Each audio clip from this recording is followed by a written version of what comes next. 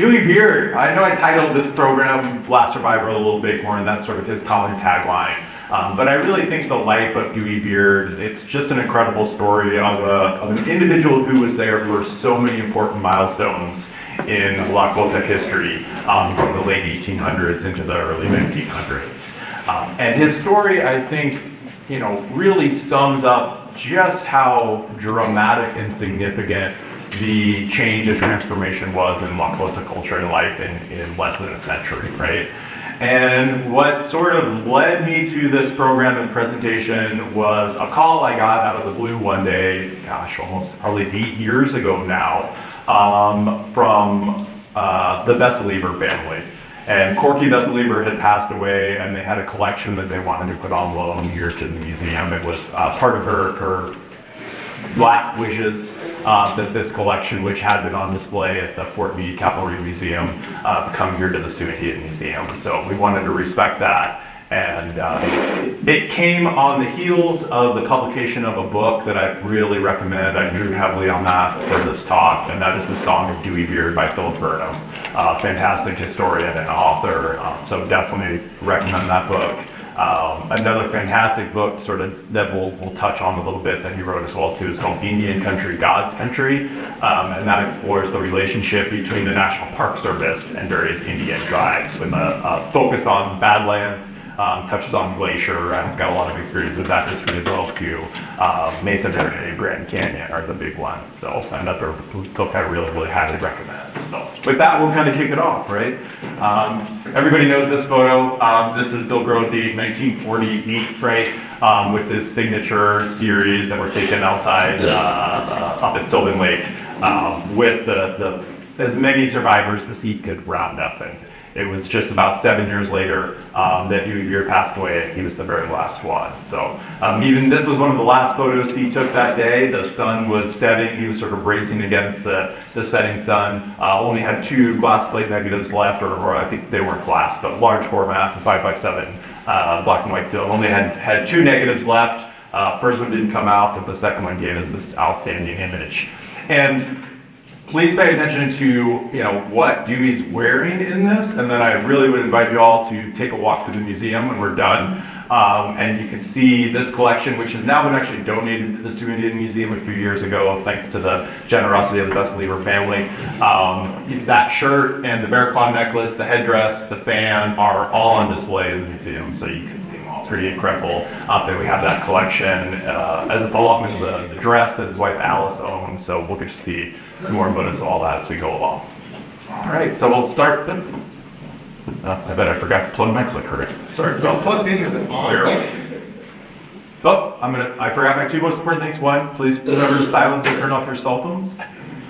And then I don't have to remind myself that I will repeat the questions when people ask. Well, Here you go. that's me manually doing that. I lost my dongle, but we'll make it, right? Okay, so we'll kind of start at the beginning. No one knows with 100% certainty exactly when Dewey Beard was born, but we best estimate 1862 along the I always say this wrong, Niobrara River, right? One of these days, for a decade, I think I did it, but anyway. He was by birth part of the Miniconju Oyate, right? Later actually enrolled as Oglala, just by virtue of where he was living at the time, but we'll kind of touch on that. He was the son of Horncloud, a well-known chief and part of the Horncloud family, and was known by many names over his life. Of course, Dewey Beard was his Christian name after he converted and was enrolled at Pine Ridge. And my Lakota is terrible, right? But Putanhin was one of his sort of common monikers, and then Wasimazia Iron Ale as well too. This is a George Catlin painting. George Catlin, I'm sure a lot of you are familiar with him, painted some of the earliest depictions of kind of pre-reservation life that we have. So this is one of his paintings from 1835 of Sioux Indians hunting buffaloes. The title of the piece there. Okay. So, as a young man, Dewey Beard had this sort of typical Lakota upbringing. He was trained as a warrior, was participating in bison hunts on the open prairie, right? This is well before the reservation era. And so one of the first big milestones of his life was he was at Greasy Grass, the Battle of Little Bighorn. So would have been about 14 by estimate, so an adult by Lakota standards of the time, and he was not sort of directly involved in the battle as it initially started to unfold. He was kind of at camp, still with women and children, and then happened to hear a commotion, hiked up to the top of a hill for a better view, and could see the soldiers advancing. So he quickly, not wanting to be left out, rounded up his companions, Spotted Rabbit and Thunderhawk, and they charged into the fray, right? Dewey Beard, by all accounts, this was sort of his first major battle. He shot a soldier. It's unknown whether that soldier actually died. One of the sort of things that seems to be consistent throughout Dewey's life is sometimes his stories changed a little bit over time, which is understandable. Part of that's probably due to translation issues. Dewey never learned English, so he was always communicating in Lakota and relied on his family members or friends to translate, so there might have been some things lost in translation. But of course also, it's a long life and a lot that happened, so I don't think he was intentionally being deceptive, but he certainly shot the person, the soldier who apparently drew down on him first, and in defense with his bow, shot this soldier, and he believed he killed him, but we can't know for sure, right? But interestingly, he also described sort of two prizes that he picked up off the battlefield that day, along with some lesser ones like some bacon and hardtack. But he picked up a cavalry bugle. And that bugle is on display in the museum as well too. It's actually inscribed but with the name White Lance. White Lance was one of Dewey's brothers who was also there at the battle. And I'll touch on that a little bit later as well too. And then he also claimed a horse after the battle, a really fine U.S. cavalry mount that he would later take with him to Canada.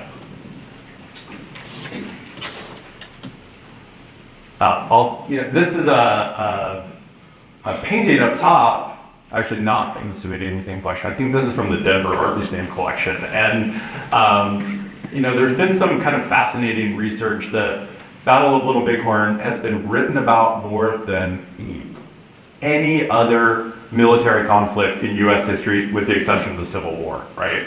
So one single battle, which is pretty incredible. And there was a lot of sort of disagreements over the years about the size of forces and where they were positioned, things like that, right? Because mostly it was a one-sided account based on U.S. military history. And it was only within the last maybe decade or two that scholars, both white and native, started to take a more serious look at the depictions of the battle that were made by Native peoples immediately after the battle, right? And to look at them as not as paintings, right, but as historical documents.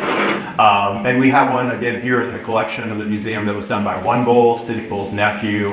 And interestingly, when scholars started to look at these paintings and then try to correlate them to the oral histories that were being shared, they found that there was really a high degree of alignment. So these oral histories that have been passed down by Lakotas for over a century, which had kind of been discounted for the most part by traditional academics, when they were compared to these graphic depictions that were done, they were kind of proven true. So kind of an interesting fact there. All right, there we go. Thanks, Mark. All right, so after the battle, of course, kind of a time of incredible victory for Lakotas, but also kind of a time of chaos. The U.S. United States media made quite a to-do over it. Obviously, the Army was a bit chagrined, having lost, and were out for revenge.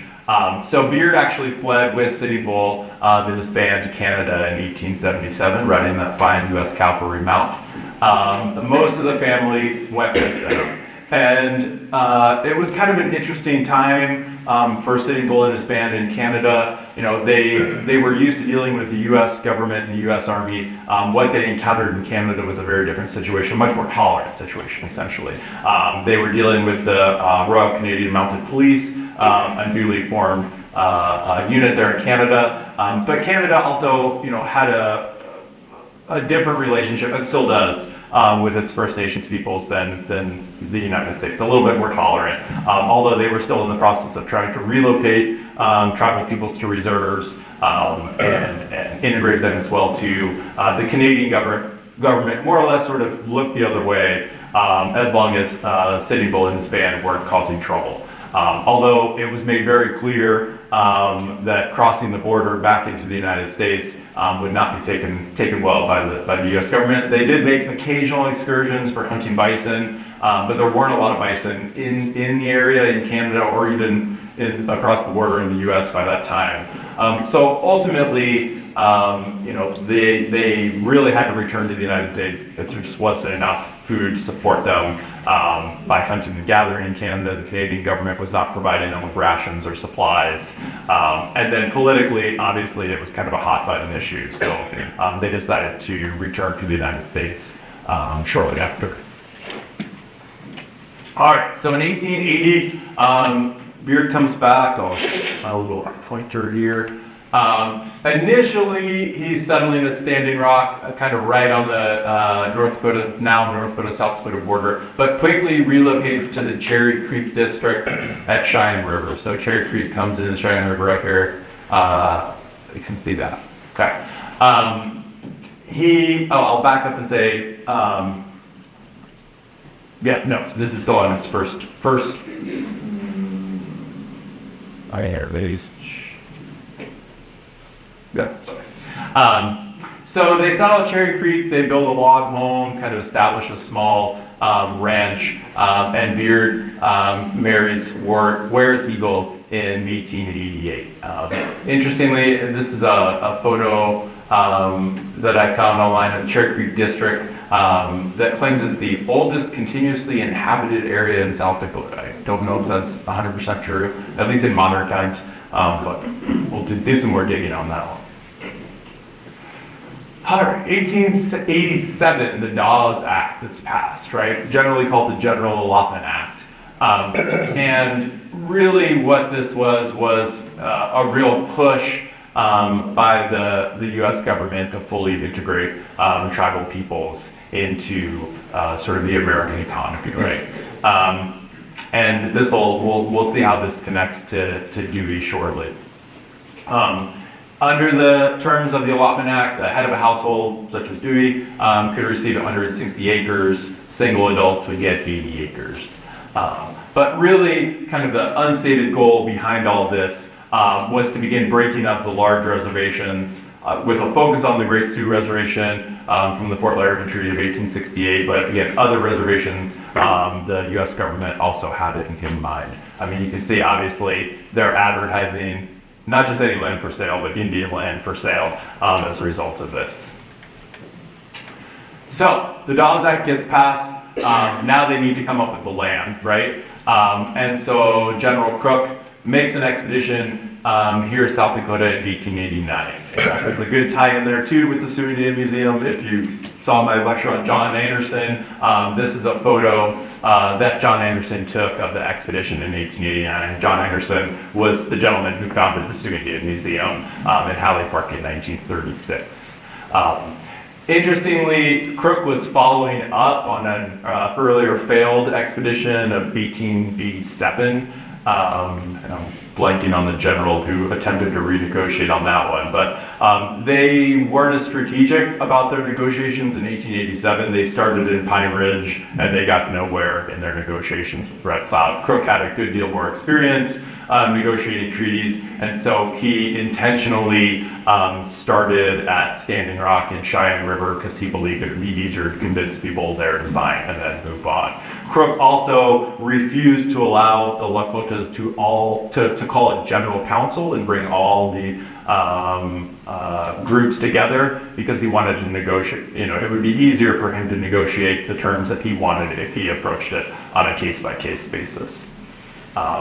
The other sort of interesting I think, fact about this whole process of renegotiating the treaty, which again, I didn't realize until fairly recently, is that essentially the way this was working, and this wasn't unique to the renegotiation of the Fort Laramie Treaty, the Sioux Land Commission, is Congress would authorize basically the terms of the treaty in advance and then send out a military expedition to get tribal peoples to sign it. So there really wasn't a good faith negotiation. Like the terms of the treaty were set by Congress based on what they wanted. And then there was a matter of just cajoling, bullying, threatening tribal peoples until they got the necessary signatures. But Dewey Beard and the Horde Clown family refused to sign off on that treaty, which would kind of come back to haunt them later. Essentially, any person or group of people who wouldn't sign on to the 1889 agreement was kind of deemed as a hostile by the U.S. government. So this map shows the breakup. Obviously, Great Sioux Reservation is all of West River, and then additional articles of the Fort Laramie Treaty guaranteed these hunting grounds. And then you can see post-1889 agreement, what's left of the reservations, more or less our current reservations today here at West River. All right, so kind of the next significant milestone in Dewey Beard's life is his involvement in the ghost dance leading up to Wounded Knee. The ghost dance was introduced to Lakota peoples by actually a Paiute gentleman, Jack Wilson was the name, or Wobaka, he also went by. And he sort of began this movement in 1889 on the West Coast, and within a year it had reached South Dakota and quickly spread, right? Mm-hmm. This was a really challenging time for Lakota people. At this point, they had essentially all been forced onto reservations, but the U.S. government was failing to meet its treaty obligations, right? They were receiving less than half of the rations they were guaranteed under the Fort Laramie Treaty. So it was a time of enormous hardship. And interestingly, it was also kind of a time of transition for Lakota people, and the ghost dance kind of illustrates that. And it was very misunderstood, right, by the general populace of the U.S. Because really it was kind of this hybrid tradition of, for example, in preparation for a ghost dance, right, Lakota people would fast, they would have a sweat bath, or go into the sweat, but then the dance was always done on the Sunday, right? So there was beginning to blend sort of Christian traditions and traditional Lakota practices. The dance was often performed around a tree, reminiscent of the Sundance, but an American flag was often hung off that tree as well too. It caused a lot of fear in the general population, but really was not a threat.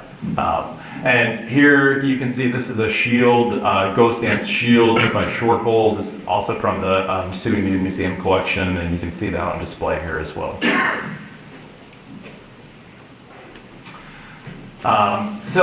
I'll back up a sec. So in 1890, the Horned Clouds traveled to White River to see one of these ghost dances, but they're still living up at Cheyenne River, right? So Spotted Elk, also known as Bigfoot, right, was a chief in Cheyenne River, Standing Rock during this time. This is also sort of coincides with the death of Sitting Bull. And so after Sitting Bull is murdered, Spotted Elk and sort of gathers his band and flees Standing Rock for safety at Pine Ridge. Beard accompanied him with that, and they leave on December 23rd, headed for Pine Ridge. It was obviously a brutal ride in the middle of winter, trying to get through the Badlands as well too. So they find themselves at Wounded Knee. At this point, the army is sort of, the media is kind of inflaming this sensational fury about hostile Indians, threats to homesteaders, theft of cattle. There's really very little to document that any of that actually happened.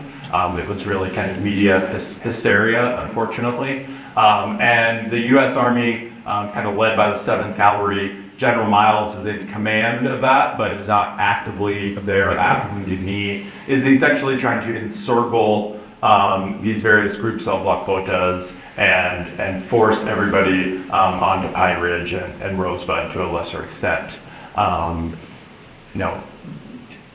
Dewey Beard's father, the elder Horncloud, sort of warned the family, try to stay away from this. He had a premonition that, things were going to go wrong. Dewey Beard was there. He was unarmed. I'm sure many of you kind of know the story behind the massacre. But essentially, the best recreation is a rifle accidentally discharges, and the U.S. Army opens fire, right? Dewey Beard, he lost his parents, 2 of his brothers, his wife, his cousin, young child, all lost at the massacre. He was shot twice at the massacre while trying to kind of escape with his family, and he would carry those wounds to the end of his days. So, in the aftermath, Charles Eastman, a doctor, tended over 100 wounded from the battle, including Beard. And one of the quotes that he provided, he was well-versed kind of in both cultures, was that the ghost dance or Messiah craze really wasn't a source of danger. Even Valentine McGillicuddy attested to that really this was kind of a misunderstanding, and that the Lakota people presented no threat to either the U.S. Army or homesteaders here in South Dakota. Beard, as you can imagine, was pretty traumatized by this event. There's a story about how shortly after, in 1891, he wanders into the agency office at Pine Ridge and kind of brushes past the secretary and walks into the office of the agent with a pistol in his belt, intending to kill him, right? And possibly kill himself after that. The agent actually recognized him and asked to see his wounds. Beard showed him the gun, and then by the stories that his family members recount, kind of looked around, realized that although he considered himself a warrior, this was not an honorable way to kill somebody inside a building, an unarmed man sitting down behind his desk. Dropped his gun to the floor and walked out of the building. And by all accounts, that was sort of the day that he gave up being a warrior. Kind of sad, but very sad, right? Tragic, but a realization of him kind of wanting to move on with his life as well, too. So now this story takes a kind of wild turn, right? And we move into Beard's career as a showman, right? Sort of a second life for this. Everybody knows Buffalo Bill's Wild West show, quite an extravaganza. So this show ran for, 30 years, incredibly, that he toured. There were over 100 Indians who Cody had hired to perform in the show, and most of them were Lakota. And this was kind of a political, but also a business decision. Cody considered himself, a progressive for the time, right? Very different time and place. We might not see it that way, but he really did want to kind of help these people. But also, it was a strategic, he was deeply involved with, the Indian Wars in the 1870s, 1880s. So, one of his other goals, too, was to really take these individuals on tour and show them the United States, show them the technology and advancement, right? To really make it clear that the old ways of living were over, right? And that the United States was kind of unstoppable. This is their manifest destiny, and nobody represents that better than Buffalo Bill Cody. The show, I mean, in reading about the show, it's kind of mind-boggling in its scale and complexity and how well logistically it was planned. This was also the heyday of the circuses, right? In fact, Cody's right-hand man was one of the Baileys who would go on to found Barnum Bailey Circus. So this really was a circus, right? They would start, before they rolled into a town, they would, have a media blitz to prepare for it. This wagon train would roll in the middle of the night. The next morning, there would be elaborate parades up and down Main Street to get everybody hyped up. And so just an example, in a typical year, right, the first year that Beard did this, over 321 performances in 200 days. So a matinee and an evening show every day. 19 states, 9,000 miles, 34 railroads, 4 million people saw the show. And they missed, in a 200-day tour, they missed a grand total of 3 shows for weather. They would set up these massive tents. They would recreate robbing the Deadwood stagecoach, bison hunts, Custer's Last Stand, you name it. And really, Cody prided himself on treating his LaQuota employees well. They were paid well. They were given a degree of freedom that they wouldn't have had they been living on the reservation, right? So they did work 6 days a week, but they had Sundays off. And when they weren't working during the week or on Sundays, they were free to travel as they wandered around the areas where they were touring. Let's see, before I slip. So the tour eventually, we know for sure he was on the 1895 tour. Records and his memory was a little bit spotty. So we suspect he probably toured with the show for at least a few other years here and there. They were paid about $5 a week, right? So $20 a month. Not bad wages plus room and board, and Cody would bank that money for him, and then they could send it home or kick it home to them at the end of the show. So generally a pretty good living for him there. The show also traveled to Europe, and actually Fort Dewey somehow got left behind. He and a few other gentlemen who were out one night a little bit too late, woke up the next morning and the show had moved on.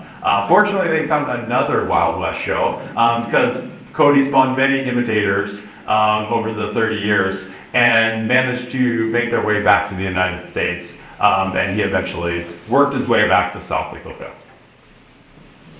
So, in 1901, Beard marries Alice Lone Bear, his third and last wife, right? He's kind of decides to start anew. Returns, finds himself on Pine Ridge. He enrolls. It's also when he formally adopts the name Dewey Beard on the enrollment records. He receives an allotment on Redwater Creek, which you can see right here, right, a little north of present-day Kyle. And he builds himself a nice life, right? Continues to add land. Has about 1,300 acres within a little over a decade, some livestock. He never considered himself a farmer, but he made a living and managed to support his family. And here's Beard on the right, White Lance on the left, and Joseph Horncloud. These are the 3 brothers who survived the Mutiny Massacre in the center. So, Cody's not done with the Wild West show, right? Ever the showman and self-promoter. In 1913, he decides to make a film chronicling the Indian Wars, right?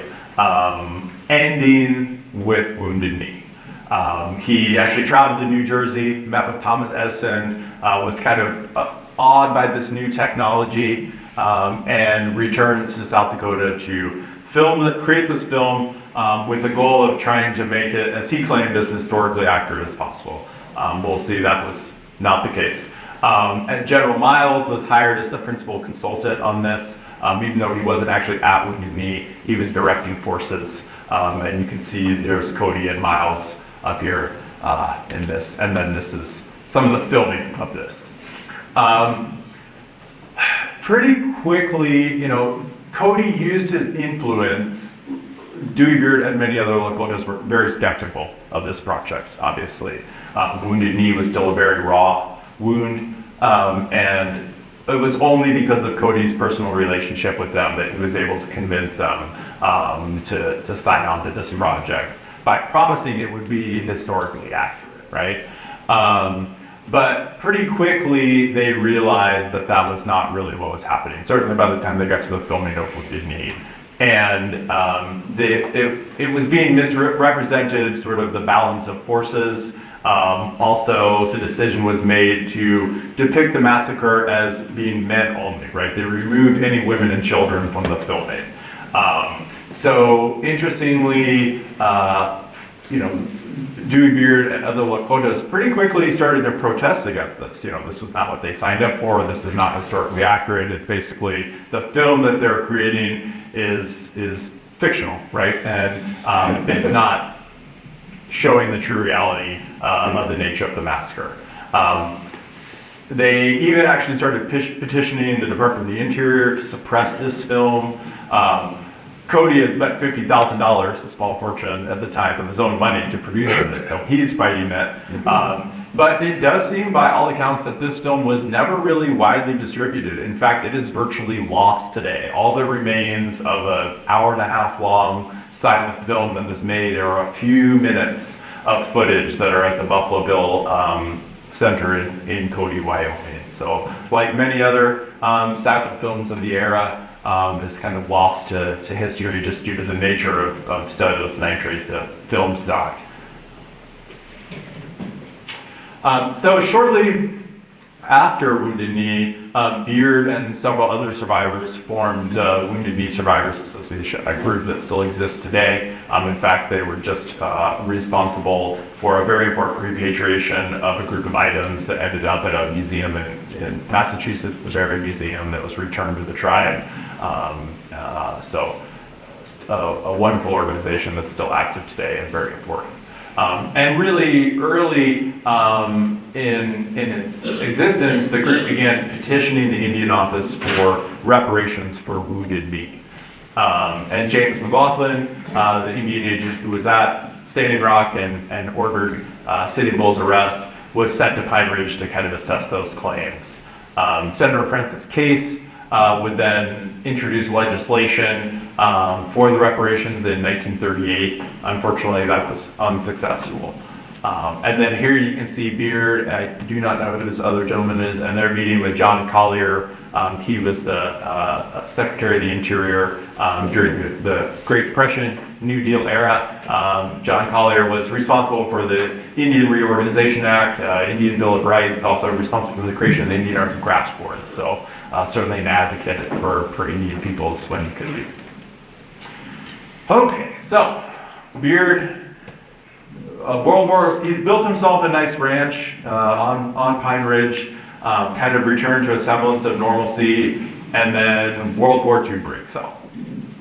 We see Francis Case come back again. He was unsuccessful in his attempts to produce reparations for the Wounded Knee survivors, but he was successful in convincing Congress to fund and create a Air Force base here in South Dakota, Ellsworth Air Force Base.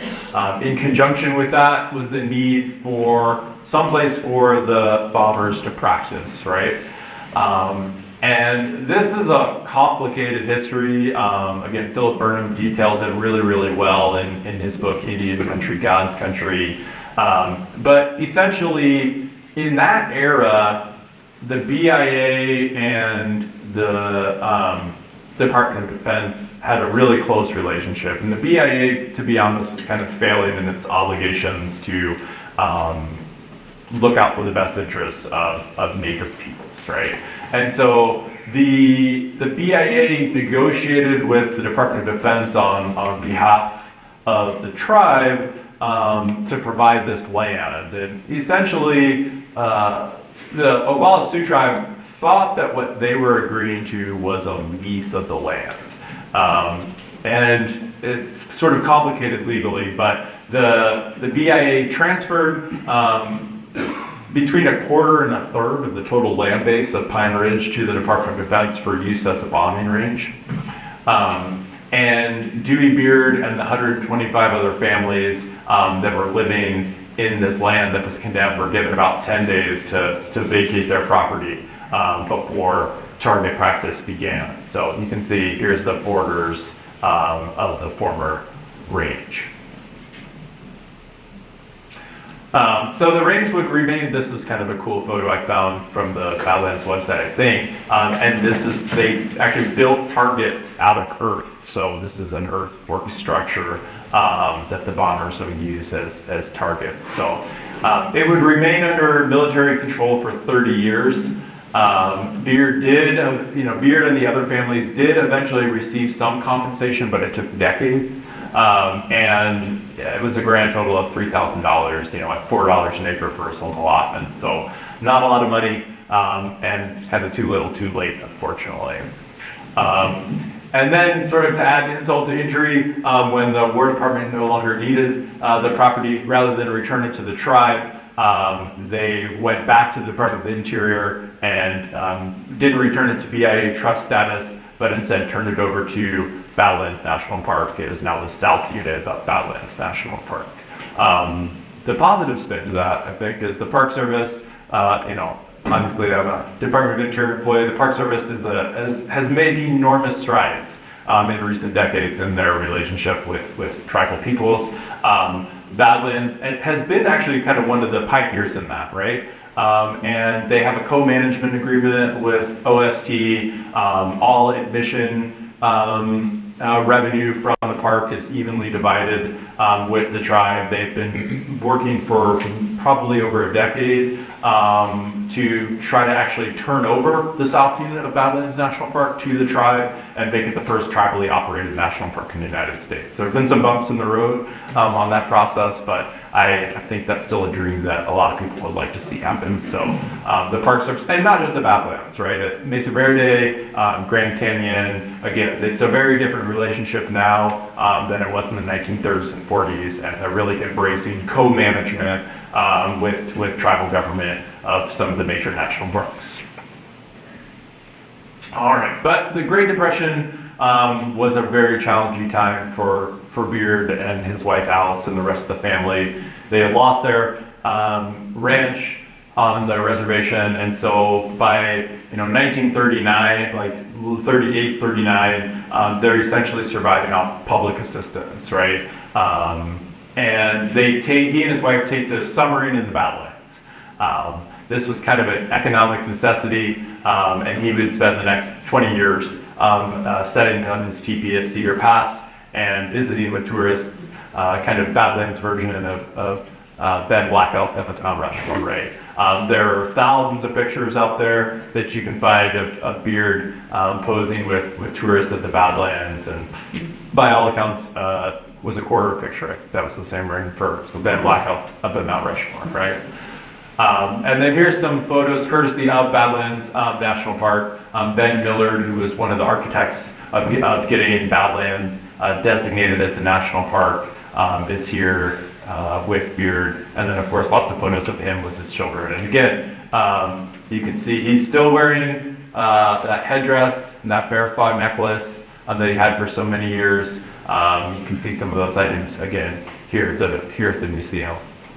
I think his teepee actually ended up at Crazy Horse at the museum up there. So they also have a really important collection of items owned by Dewey Beard. So kind of another interesting era as we sort of move into the late 40s and 50s, kind of the twilight years of Dewey Beard's life, because he gets back into sort of the showman and the movies that come back, right? A gentleman named David Humphreys Miller, again, I bet a lot of you are familiar with, if not the name, at least his portraits. In 1935, sort of became obsessed with Native American history. He's an artist by training. He arrives here, with his old Pontiac and a box of paints and a quest to track down and paint every survivor of the Battle of Bighorn. And that's when he first meets Dewey Beard, and they would continue to have a relationship over the ensuing decades. he eventually located 72 survivors and created paintings of them. During World War II, he serves as a tech. He actually ended up working for the government for a little bit. Talk about Miller here. Wasn't quite, his bag. And then fought in World War II. And then after that, he had learned to speak Lakota as well as Plains Sign Language, which were the two languages that Dewey Beard spoke, so they could communicate. He knew several other tribal languages as well too. So he pretty quickly found himself a sweet gig out in Hollywood as a technical advisor for films. This was the heyday of the Western era, right? So once Miller has secured this gig, he wants to help his old friend Dewey Beard, and manages to start finding small parts for him in films. Beard doesn't get credit in any of these films. More or less, he was just an extra, but that still did enable him to make ends meet and support his family. And Miller also was very, I need to watch some of these films. Maybe we'll show up here at the Journey, right? We can all watch it. But he apparently was really a stickler for accuracy, right? And making sure that tribal people, again, this is Hollywood, the 1940s, 50s, so probably not the way we do it today, but to the best of his ability, he was trying to make sure that tribal peoples were accurately represented and truthfully depicted.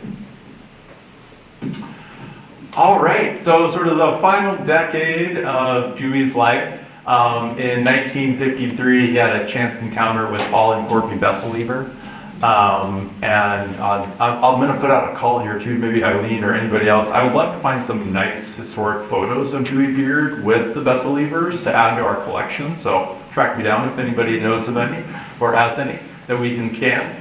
But this chance encounter, while promoting Calamity Jane, that he had a big part in, kind of led to this relationship. Paul Besselieber was the first manager/president, I'm not exactly sure of his title, of the newly formed Black Hills Islands and Lakes Tourism Association. So they, despite the fact that Dewey still couldn't speak English, Alice translated, his wife translated for him, but they became friends, and over the next few years, Dewey and Alice traveled across the Midwest with the Besseliebers to trade shows in Minneapolis, Chicago, Denver, St. Louis, to promote tourism in the Black Hills. This is another photo. I think this photo also came from the Badlands archive here, but it might have been taken as part of a tourism promotion. All right, so, Dewey Beard, this is an incredible photo. In 1955, he gave an interview at the Alex Johnson Hotel for National Geographic magazine. That was the final interview. They wanted to interview, at that one, when they scheduled the interview, there were two survivors of the battle left, Dewey Beard and I believe John Sitting Bull was the other gentleman, who passed away, unfortunately, just a few weeks before the interview was scheduled. Beard did the interview in early to mid 1955. At that point, too, he was spending a lot of time in Rapid City as well, too. He spent summers in Badlands. Well, I think he'd given that up once he started working with the Besseliebers, but he had a small home over at the Indian camp, I think near where Connors Park currently is, and but spent a lot of time in Rapid City. He was kind of a fixture there as well, too. So Beard passed away, but I forgot my beat.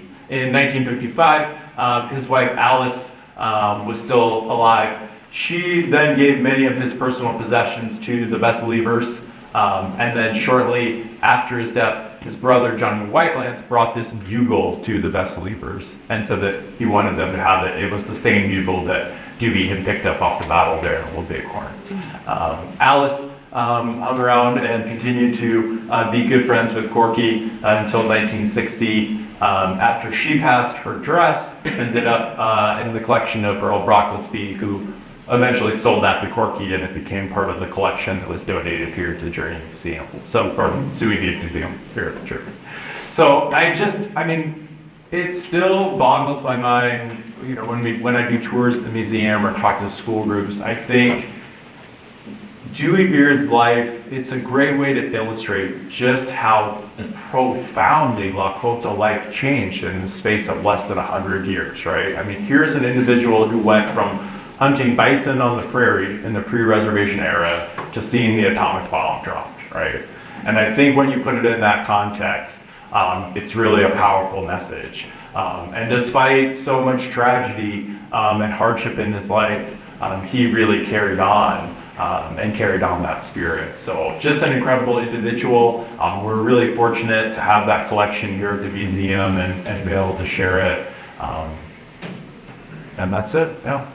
So I hope you enjoyed it. Let me know if you have any questions.